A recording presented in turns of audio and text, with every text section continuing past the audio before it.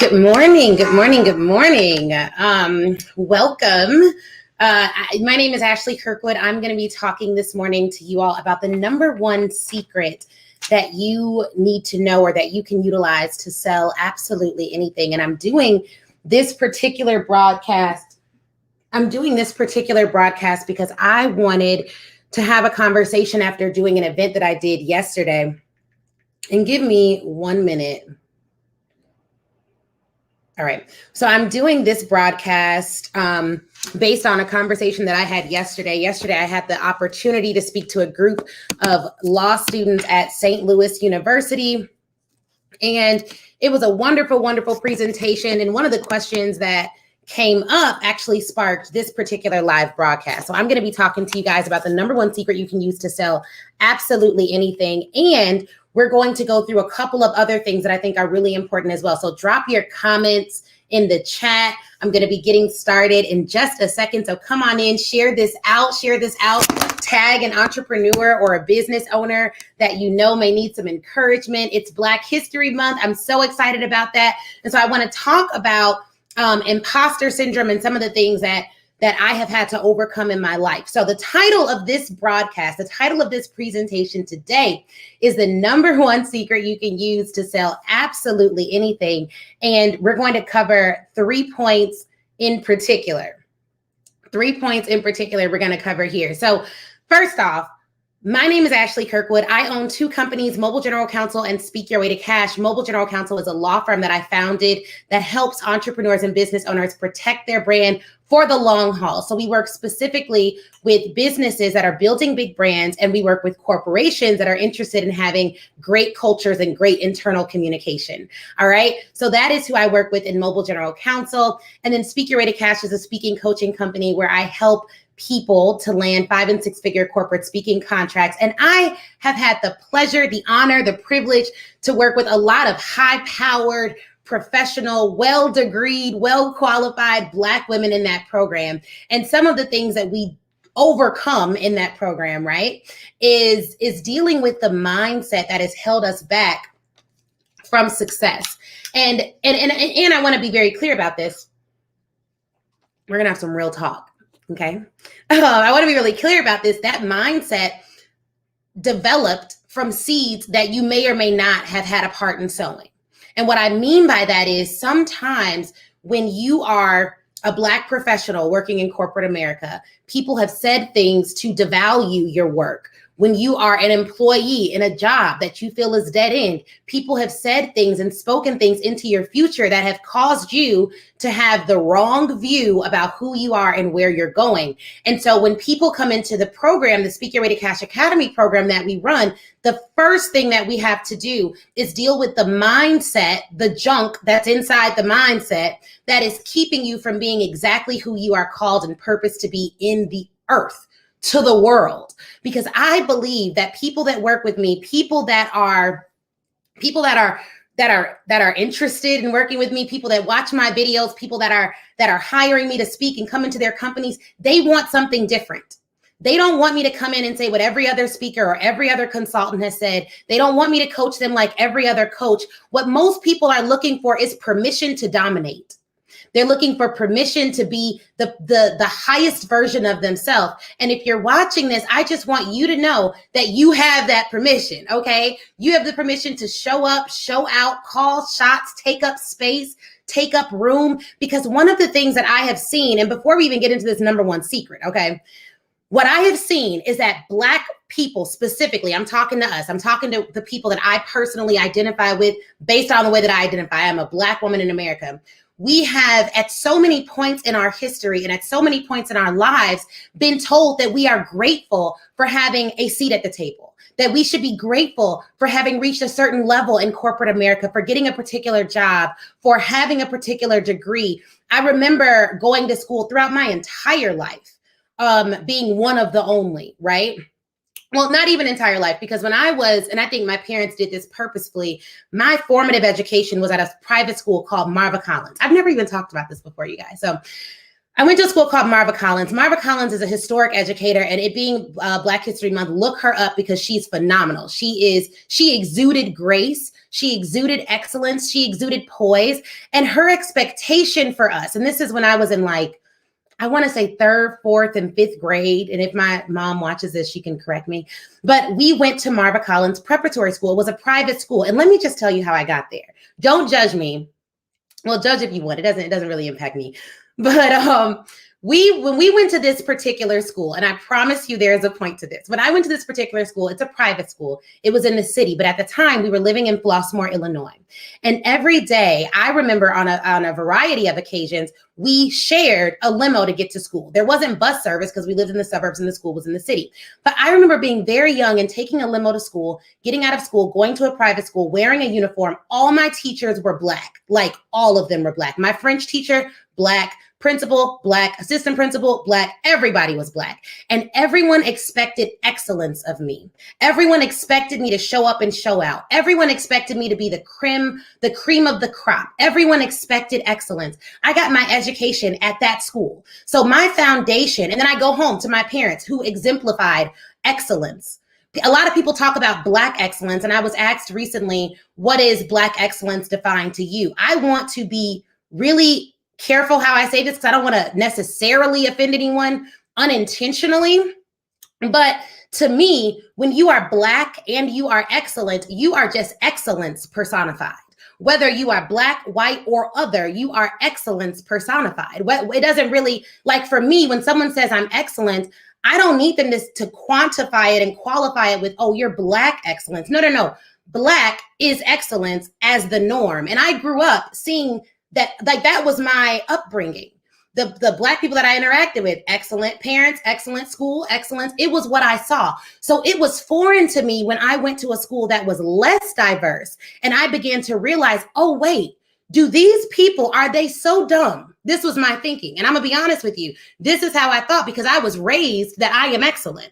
So my thinking when I went into environments where everyone was not Black and where people would look at me and think so stupidly that because it's almost laughable that because of the color of my skin, I know less than them. When the entire time, and this is what I was thinking as a young girl, I probably know more.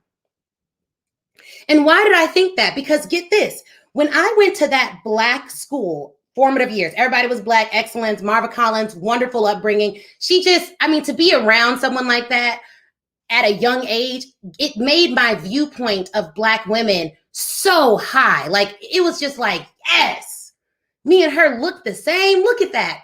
So when I left that school and went to a public school that was more diverse, it wasn't 100% Black. In fact, we were the minority at the time that I went to the school. I ended up skipping a grade because of how excellent my education was at the 100% Black school. So for me, when people equate race with it being less than, I think they're the fool. So, but when I look back on it as an adult, a lot of the reason for that is because of the environment that my parents put me in. And so the reason why, personal opinion before I get into the topic of today, because I want you all to be in the right mindset when I give you these gems, right? The reason why I believe we have such a skewed view of ourselves as a people and why so many other cultures have a skewed view of what excellence looks like in our culture is because of the environment that America has fostered and allowed to permeate throughout every system: healthcare, criminal justice system, education. So those systems don't represent our culture appropriately, don't treat our culture appropriately, and thus the world has a skewed view. That's my personal opinion on that. Now, why do I bring all of that up in a conversation about how you can sell anything? Because for you to be able to sell anything to anyone, you have to first see yourself appropriately. The authority that you carry as an expert. Let me just break this down. People don't hire me for what I don't know, right? They hire me for what I know and what I have the willpower to learn and to understand. But the only way I can give my opinions and the only way that I can talk to my clients appropriately about what they should do and what they shouldn't do. Whether my client is a business owner who just crossed their first 5 million, or whether my client is one of the largest pharmaceutical companies in the world, I need to be able to confidently tell them what step they should take next. But I can't do that if I don't see myself appropriately. So before we even get into the actual strategy of sales, you have to see yourself appropriately. And I gave you that backstory because at a time when the world is now like, okay, it's Black History Month. Let's talk about Black excellence this month. Let's hurry up and do it in the shortest month of the year. I just want you all to know that Black excellence is excellence personified, period. It is always present. And until we start to see ourselves appropriately, we can't even correct the wrong, skewed vision of others. So it's very critical that every person watching me, if you deal with imposter syndrome, you deal with not thinking that you're good enough, that you start to really see yourself for who you are. Okay, see yourself for who you are. And tangibly, the way that you can start to do that is by writing out your body of work. Now, I personally believe every single human has value. Duh, right? It's sad that I even have to say that. Who I work with, though, right? The people that I serve in my business are typically high achieving women. Black women are some of the most educated women in the world. So when you write out your body of work, you write out all the degrees you've had, all of the titles you held at every single school you went to, all of the projects you led at every single company you were at, every idea you gave to every company you've ever worked at that they have implemented, every client who has said great things about who you are, every single person who you have helped from your internal family to your external family, every single time you went to work on days that your family was texting you about a family struggle or a money issue, because we know that the wealth gap is the way that it is because we aren't starting generations ahead, but the studies have shown that we're starting hundreds of years behind others.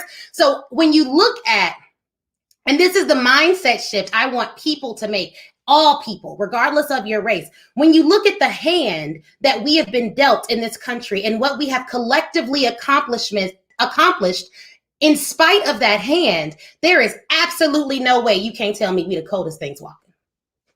You just can't. You cannot convince me otherwise. So instead of looking at it like, oh my goodness, this is not going to work for me because I am so far behind and I don't have the degree and my parents weren't together growing up and I'm not married, and whatever your thing is that you do not have, you need to have a mindset that serves your future. So if whatever narratives you've been telling yourself about your past do not serve your future, then you have to change it. And guess what? In your life, you're the author with the pen. You create the environment.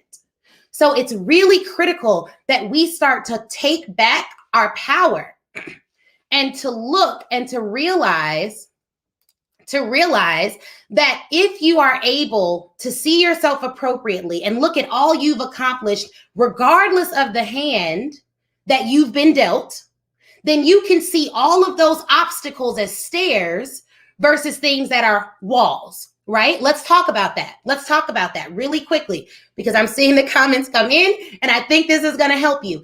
Obstacles in my life, I am looking at them as stairs to walk me closer to where I am supposed to be, not walls. Me being Black, that's a stair. That's a benefit. That is going to get me closer to exactly where I am supposed to be. Me being a woman, me being underrepresented, it's a stair. I'm going to walk over that and I'm going to get closer to exactly where I need to be. Me having to deal with money issues. In the very beginning of our marriage, my husband and I lived 10 blocks from the prison in Chicago. That's a stair, getting me closer to where I need to be, because guess what? People who've known me for a long time are like, we never thought you ever dealt with money issues, because what I deal with in my private life does not impact how I feel about myself. I do not tie my self-worth to my bank account. And because I don't tie my self-worth to my bank account, I can walk in a room with billionaires with the same confidence that I will have talking to my husband at home. Because my confidence isn't tied to that. A lot of people struggle with confidence, and we talk about the currency of confidence at universities and corporations across the country. A lot of people struggle with confidence, not because they don't think they're good enough, but because they don't think they have enough, Right? Somebody write that in the chat. Somebody write that in the chat. People struggle with confidence, not because they don't think they're good enough, but because they don't think they have enough. And what that tells me is that every time your bank account is up, you have all the confidence in the world. Every time your hair is done right, every time your makeup is full faced, you have all the confidence in the world. But when you take it off, you feel empty inside because you don't think you have enough. You don't have the looks, you don't have the money, you don't have the husband, you don't have the children, you don't, whatever these things that people make us believe are the exact, like they're the exact equivalent to who we are as people, keep us from reaching the levels that we need to reach to. People struggle with confidence because they don't think they have enough, not because they don't think they're good enough. And they think that when they get more, they will believe they're better, so their confidence will rise.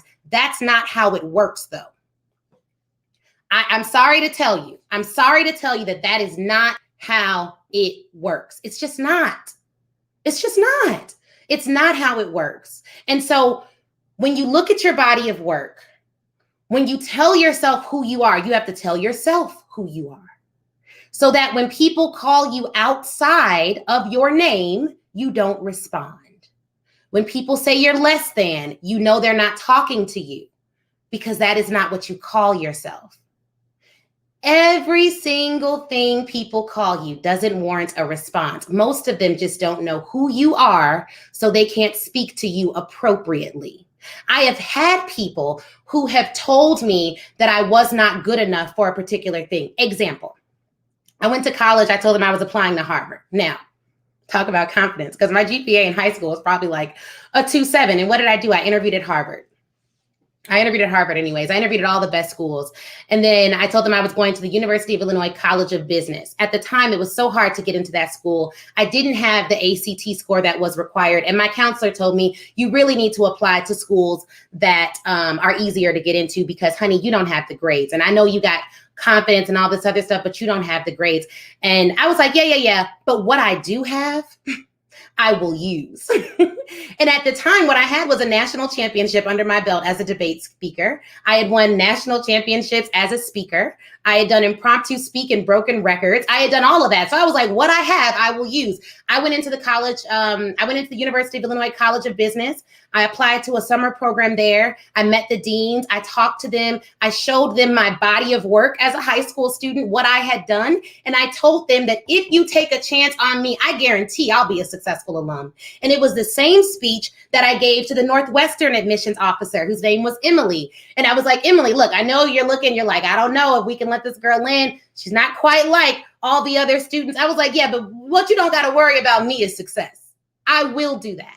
And sometimes there are people saying you don't have all these different pieces, and so you shouldn't even apply. But guess what? Applying is free.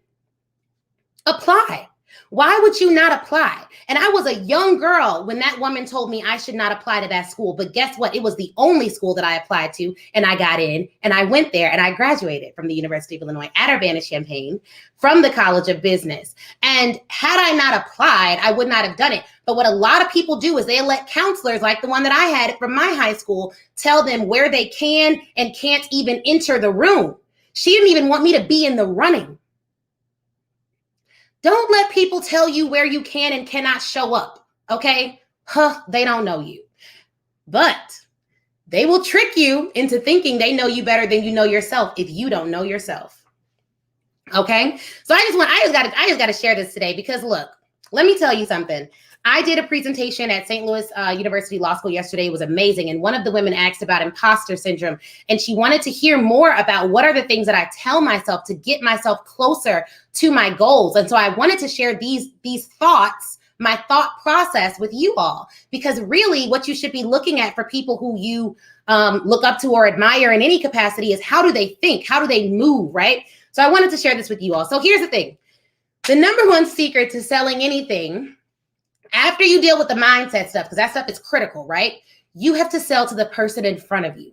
And that person may have different needs in the organization that they're working for, right? This works for interviewing. If you are doing job interviews right now, you're currently looking for a job, you need to sell to the person in front of you. And if you sell to the person in front of you, and here's what I mean by that. You need to know the competing demands and needs of the individual person sitting in front of you. Secondary to that are the needs of the organization for which they represent. Okay, let me give you an example. If you in your day-to-day life are trying to convince a director of operations to buy something from you, right? And you're trying to get them to get on your side, you need to know if they have competing demands or competing needs and address those needs. You need to ask them, how are they doing? How has their life been impacted by the pandemic? What's keeping them up at night? And you need to speak to their individual needs. And then you need to be able to deduce, how do those needs play into the needs of the organization that they represent? It's different. It's very different. Because an HR director, I have clients that are HR directors. Their individual needs may be that their desk is full. They're super busy. They have paper all over the place. And until I can get them focused on the conversation and not on all the papers on their desk, I'm not going to move that conversation forward so that I can serve their organization. So you're going to have to let people have to know when you're speaking to them that you understand what they are going through specifically. And then when you send I've talked to this with my Speaker Ready Cast Academy students about what you're going to send afterwards that they can forward on to their boss. But I think that as people, what we forget, we sell in a way that is self-centered. So it doesn't work, right? And so you want to make sure that you're identifying the needs of the individual first and foremost. Secondly, you want to identify the needs of the organization. That's essentially the secret. You're selling to people. You're not mass pitching leads or you are selling to individual people, okay? And until you recognize that and can identify needs of people, human beings right now, it's going to be very difficult for you to run a business right now, especially in a pandemic, okay? The second thing you need to understand, if you're going to serve on a high level and make big impact in this world, is that nothing happens to you, everything happens for you, okay? Nothing happens to you. Everything happens for you. And so the mindset that I had to adopt, because let me tell you guys, it doesn't matter. I have corporate clients and I have individual consumers that are clients as well. All great people, right? At the end of the day, I have people that are clients. Some represent smaller companies, some represent huge organizations. And the thing that I had to understand about serving individuals on a high level is that sometimes it's not going to work out. Okay? Sometimes it's not going to work out. Sometimes it's not going to work out, which means that there are times when people are going to tell me no. Here's where a lot of people miss it. A lot of people are going to tell you no. And I'm working on a new project. I can't talk about it publicly just yet, but one of the things that I talked about with my team that's helping me work on this new project. And so join my list. The links are all here. Join my list so that you are able to tune into that and get alerted when that project drops. But one of the things that I had to realize is that nothing happens to me, everything happens for me. And I started to see no's as stairs to a yes. Y'all gonna get the stair analogy today, okay? Stairs to a yes. So every no that I got, I stopped looking at it like, oh my gosh, 700 people told me no, to, okay, I must be really close to the yes. If every no is getting me closer to the right person, it's helping me to target, it's helping me to get real data, real information about who my actual clients are, then this is a blessing. And I started to chase the no, okay? Because it takes a certain amount of no's before you get to the yes. And guess what? Every single time someone told me no, I learned from it. I didn't hide from it. And I think a lot of people hide from their failures as though those failures can't teach them lessons, as though those failures aren't valuable, as though those failures won't help their clients to learn more about the industry that they're in. You cannot hide from your failures. You need to learn from them though. And you may need to make adjustments and tweaks and change. And here's what I find. There are some people that are highly successful, highly engaged, highly motivated, and this is what they do differently. They don't allow their failure to stop them for long periods of time. Resilience, to me, this is my basic definition of resilience. And I've heard so many resilient speakers talk on this topic. Here's my definition, real simple. Resilient people get over things quickly. They properly assess situations so that those situations, regardless of the situation, can serve their future. If you are resilient, you can properly assess situations so those situations can serve your future. There will be some things that happen to you in life that will take a longer time to get over. Your assessment of situations is critical to the way that you serve the future. A lot of times, and this is great because I just talked to law students and they got their grades. And sometimes I remember being in law school, and thank God I did well in law school, didn't do that great. I've had the experience of not doing great in school, so I understand that. But sometimes you get that grade back, people fall into a funk. They think they're not smart. They compare themselves to their peers. They allow their confidence to be wrapped up in those letters that are put on a report card and a piece of paper. And for the rest of their life, they stew on that. I know lawyers to this day, grown, working jobs, that are still upset about a torts grade they got in law school. It doesn't serve you. Come on now. You know what I mean? Like sometimes, and I do these presentations, I'm so professional, but sometimes I'm just like, come on now. We have to properly assess situations. Now, let's contrast that with losing a family member to COVID. Properly assess the situation. That's going to take longer to get over. But the assessment of it includes how long, we don't know, right? How long will this take me to overcome? Who can help me with the tools to cope and overcome this situation? And then once you have done those two things, what am I going to tell myself about this situation so that I can still serve at the level that I'm called to serve? Okay? That's how you're going to assess situations. That is the formula for resilience. If you can't properly assess situations, you will be upset about things that happened when you were, things that happened in, like a grade that happened in college that you can't get over right now. There are levels to your trauma, but who's going to help you overcome it? Is it going to be a therapist? Are you going to have a support group of friends? Because we have to be able to properly assess. If we can't properly assess, we can't grow. So we have to be able to properly assess. So for me, the way that I have dealt with this and processed things in my head is every bad things happen. I get upset, I get mad, but my goal is not to stay there too long. It's not to avoid emotion or not be transparent or not be able to feel the things. It's to properly assess it so that it doesn't derail all the beauty that is on the other side of me getting through that trial. Okay? All right, we're moving on along. If this is good info, drop good info. If you all have any questions, drop them in the comments. I absolutely love coming live and doing these presentations for you all. So please drop any questions you have in the comments if you are watching this live. If you're listening to this back on the Ashley Nicole Show or the Speaker Ready Cash podcast, then feel free to email me your questions to ashley@ashleynicolekirkwood.com. So here's the thing. That's number 2. Number 3, this is a big one. I talked about this yesterday. And this is for... And when I speak to college students, it's such a joy because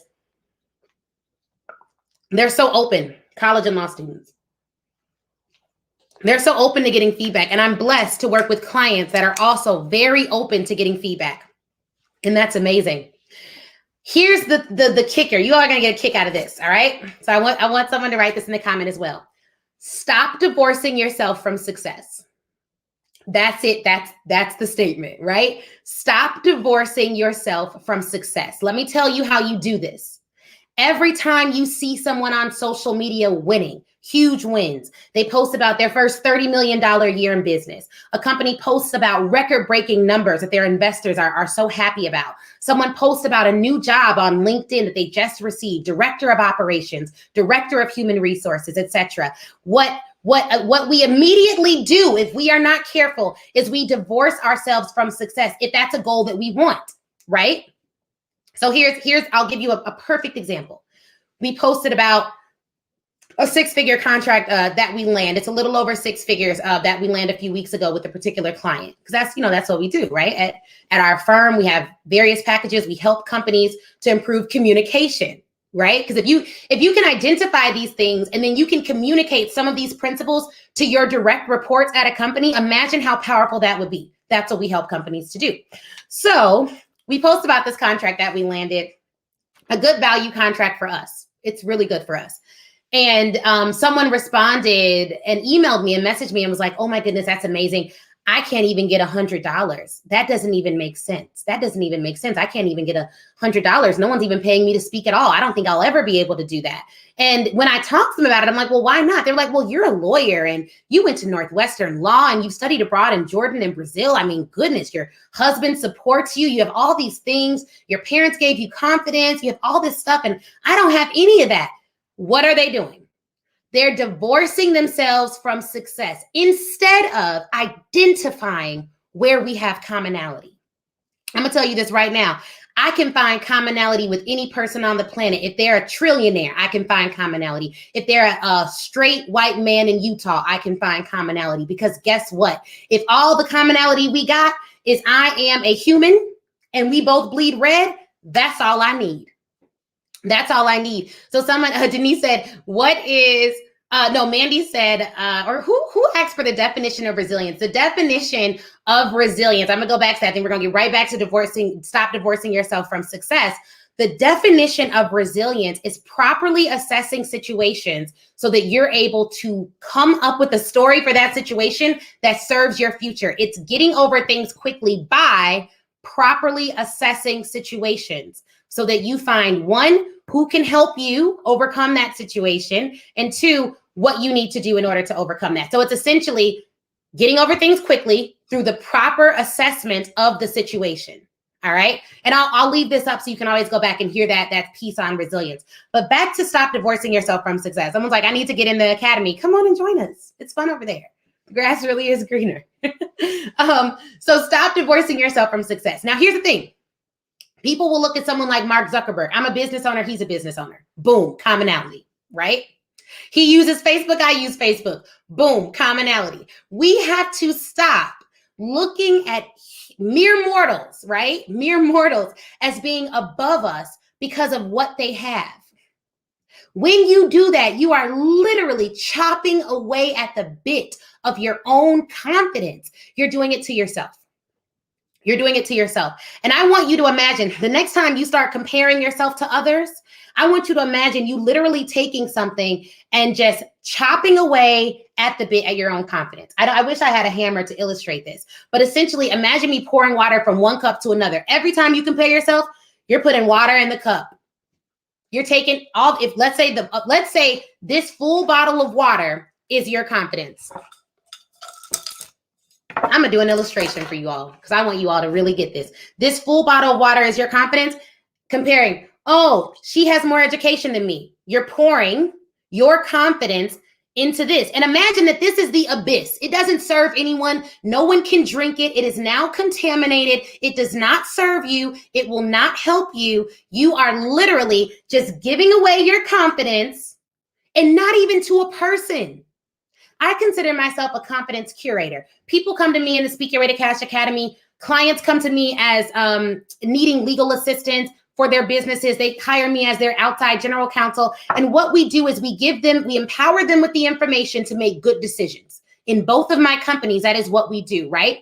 And a lot of times they may not know what we know, but I have to transfer that knowledge, right? So I want to empower them. I want to pour into a cup that they can actually drink from. No one's drinking from this. This is actually a pencil holder. Now, all this water is contaminated. So every time you see someone doing something you want to do, and they have reached some level of success, and the first thing you do, the first thing your mind does is say, oh, well, I can't do that because she's married and I'm not. Or I don't look like her. I'm not pretty enough to go live every day. Or how can I get on stage? I still need to lose 50 pounds. Or I'm a mom. I'm way too busy. She has childcare. I don't. It's not going to work out for me. No one's going to help me. I don't have family. All those things, you're taking the confidence that you have and you're pouring it into a cup that no one's going to drink from because it's contaminated.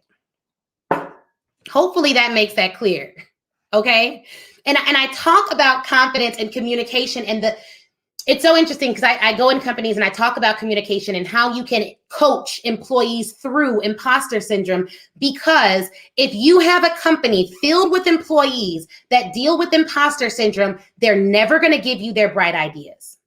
They're never going to speak up in meetings. And guess what? Studies actually show, hard data, that the best and brightest ideas come from people who are traditionally newer to the organization. because they're looking at it with a fresh set of eyes. It is the same for you in your personal life. You cannot move forward if you don't trust your own ideas. And you don't trust your own ideas because you've been pouring your confidence into a contaminated cup that no one can drink from. And the worst part of it is, this is the real tragedy. There's not anyone pouring into your cup the confidence that you need. Most adults and children are not raised in homes like mine. And I know that. You may not have gone home to parents that were telling you you were beautiful, you were smart, Black is excellent, Black is excellence personified. You may not have grown up in those environments. You may not have grown. When I lost, I will never forget this. I was on a winning streak for a debate tournament. I thought we were going to go to nationals for sure. Right? For sure. I thought we were going to go to nationals. And I love debate, y'all. The first time I was called out of my name, like the first time I was personally called an N-word and a B-word was from a white girl that I had beat in a debate tournament somewhere up north. Right?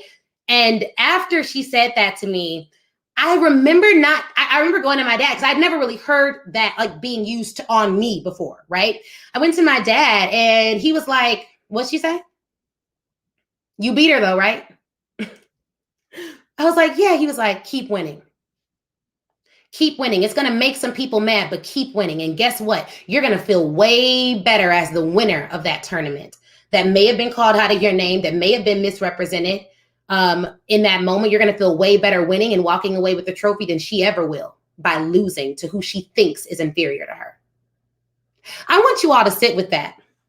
Because yeah, your boss may be disrespectful. I was an employment discrimination lawyer for some years before starting my own firm. I know for a fact companies have employees that do bad things at work, that call people out of their name, that do discriminate against them. I know, like for a fact that happens. That said, should they be punished? Yes. Should companies police that behavior? Yes. Should you sue if you have a case? Probably. But here's the thing.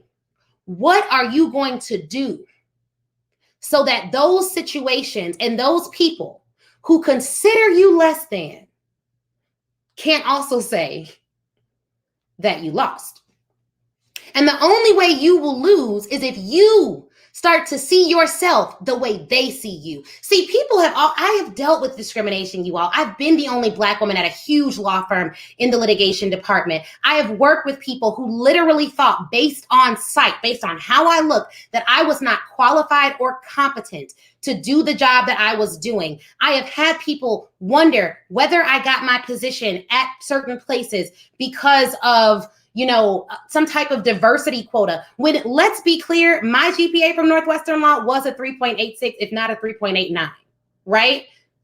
I maybe got 2 B pluses in law school. And before that, I only had gotten A's. So, my credentials speak for themselves. But for a lot of people, your credentials don't matter more than your color. It's Black History Month. Let's just keep it all the way 100, right? Your credentials to a lot of people don't matter more than your color. And you know what we have done and what I used to do, and I stopped doing this, and this is how I was able to survive corporate with my confidence. I stopped allowing people to leave me with their ignorance. If you're ignorant and you're throwing out those implicit biases and you're saying things that are inappropriate to me, I would ask, why do you think that was appropriate to say? What did you mean by that? Most people that I asked that question to when they said something inappropriate could not answer, but guess what it did for me? I got it off me. You go sit with that, Bob. Let me know what you come up with. Thank you. Send me an email. I'm not sitting with that. And whatever you need to do so that it doesn't permeate in your spirit, so that it doesn't permeate in your spirit, and now I can't even speak, right? So that it does not permeate in your spirit and cause you to see yourself inappropriately is what you need to do.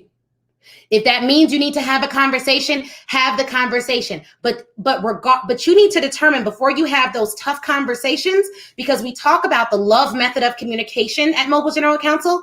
Before you have that conversation, you need to ask yourself, what am I seeking to gain from this conversation? Or is it just the fact that I'm going to stand up for myself that is enough? Because until you stop giving over your emotional state to other people, like putting your emotional state in the hands of other people and allowing what other people do to get you all emotionally disrupted, you won't have the power to serve on your highest level, whether you are inside of corporate or whether you are a business owner looking to go to the next level. I had to take my power back. That involved me seeing myself appropriately. That involved me owning my confidence, not based off of what I have, but based off of who I have determined I am. And guess what the beautiful thing about this is? The beautiful thing about all of this is today, you can drop determined in the comments if you are going to determine who you are. And at every point that the world, society, the news, social media, other people, your boss, your clients, at the point that anyone tries to tell you who you are and it's in opposition to who you have determined you are, you can be resilient. Properly assess the situation so that you can respond appropriately and get over it as quick as possible, because you have lives to change. And it sounds so cliche. Oh, I have lives to change. I don't know. But if you are willing to do that, just drop determined in the comments. You literally have lives to change. Every single one. We have helped hundreds of businesses in my companies, right? Had I not taken the step to start my own business, had I listened to the ideas of others, had I been scared or timid about walking in my full authority and power, had I not believed that I could not only provide for myself, but provide jobs for dozens of other people, we probably paid 25 people last year between contractors and employees. And several were full-time. Had I not done what I needed to do to properly determine who I was, how would that impact have still been made? There is a corner of this earth that only you are supposed to walk, that your voice is needed in, regardless of what's out there. So don't worry about saturation. Go into your job today, if you're still working in corporate America, determined to take up space and to make that place better, because you're there. And when people give you opposition, you need to hold true to who you are. And remember the analogy that we did earlier. Comparison is the thief of confidence. So we're done with that. And and I want to leave you guys with this. These mindset shifts will not happen overnight. The goal is for you to be conscious of your thoughts throughout this day, so that when those thoughts try to sneakily creep in, you can identify them and arrest them. And over time, by having the discipline to do that, your mindset will change. The mind is a beautiful thing. You can put information into it. It can consume information. But if it has gone a long time unchecked, thoughts can sneak in that you don't even know how they got there. And so you have to take ownership over your mind, over your thoughts, over your environment, and make real change. Because without being able to change yourself, you'll never be able to change other people. So I hope this was helpful. Share it, tag whomever you would like. Join our list. We have some amazing announcements coming up. If you are a speaker, please apply for our private training to learn all about Speak Your Way to Cash Academy. And if you are a company that wants someone to come into your organization and bring either the love method of communication or the currency of confidence, feel free to send me an email or a message directly. I am happy to help. And you guys have an amazing day. If this was helpful, just drop your biggest gem, the biggest aha moment that you had from this presentation, and please do share it with a friend. Have an awesome day. My name is Ashley Kirkwood, founder of Mobile General Counsel and Speak Your Way to Cash. Have a great day.